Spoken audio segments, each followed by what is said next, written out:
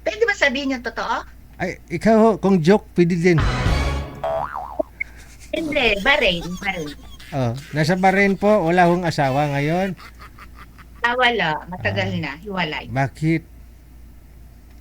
Ay, nagkaroon ng problema nung ako'y umalis. Mm. Bago ako bumalik uli ng Pilipinas, may kasama ng iba. Mm. Bago ka Oo. umalis, palang dito sa Pilipinas. Oy, kasi nung ako'y umalis, ayaw niya akong payagan. Oo. Ako, nagpapigil kasi wala naman akong permanent na trabaho kasi nga nag-resign ako sa company. Mm. Ganun. Ay, pumilit akong umalis. Mm. Hanggang sa hindi na kami nagkaunawaan. Pagbalik ko, Ah. hindi ako dun sa bahay namin umuwi. Sa nanay ko na ako umuwi. Oo. Ganun. Pero mga anak po ninyo, Anak ko isa lang. oh, lalaki, Lalaki. babae.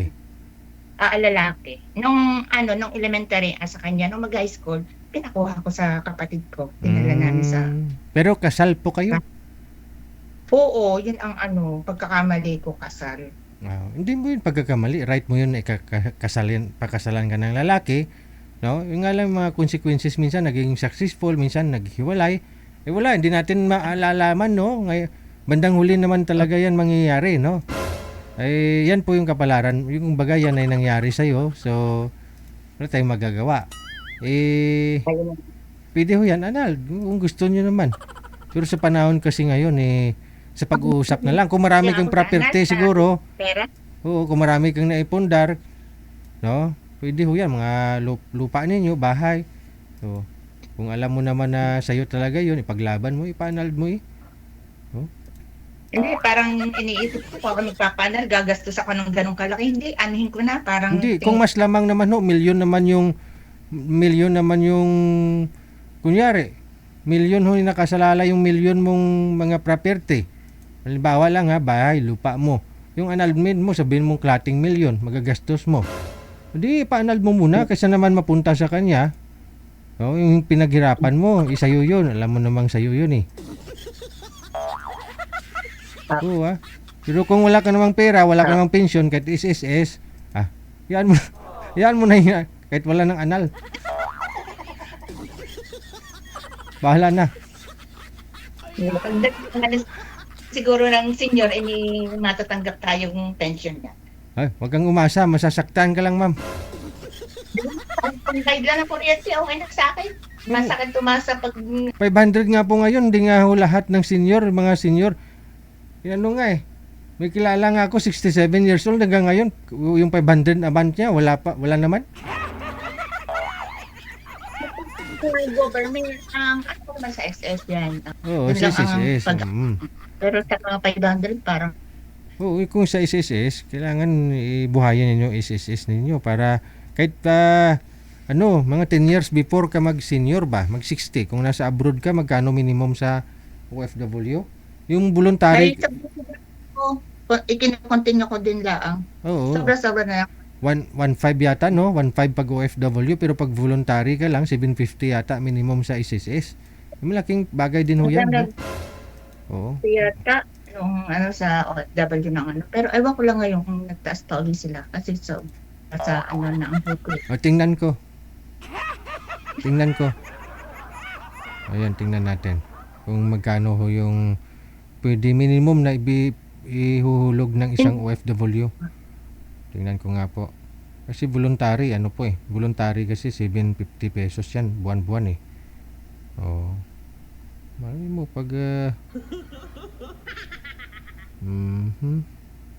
tingnan natin ha. OFW. Kunyari, month of April ngayon, no? Tingnan ko yung minimum ha, kung magkano po. Yung premium. Tapagal tayo diyan. 1-2. O, di 1-2. O, yun.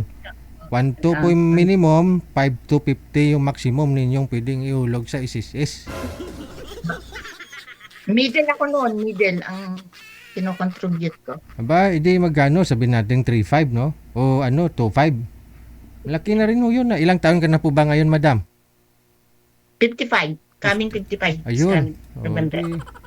Pwede ho yan. Pwede mulugan hanggang 65. Yung pensyon mo yan, 3 milyon kada buwan.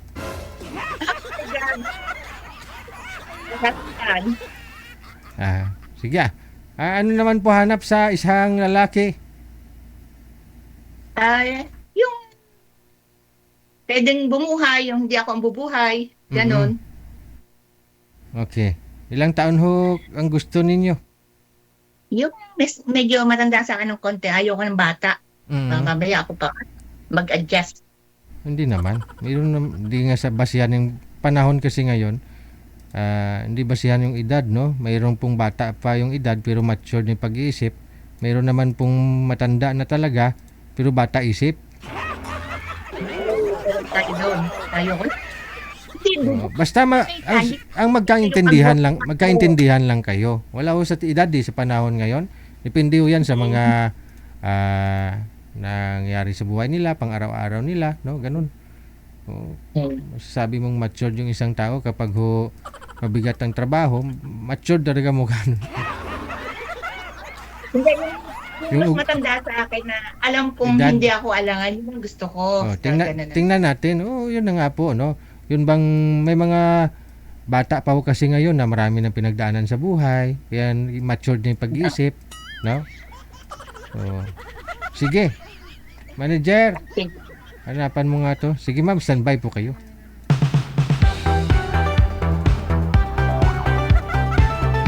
Basta magkasinabot mong duha ay okay na. No? May bata nga ho siya, may edad nga siya sa'yo, pero ikaw pa rin nag-a-adjust. Depende ho kasi yan sa pag-ugali ng isang tao mga pababae, lalaki, kung compatible kayo. No? Kung nagkakaunawaan kayo. Gusto mo nga yung lalaki matured sa'yo. Mature yung pag-iisip. Mas may edad sa'yo. Pero ikaw sobrang bata naman yung isip mo.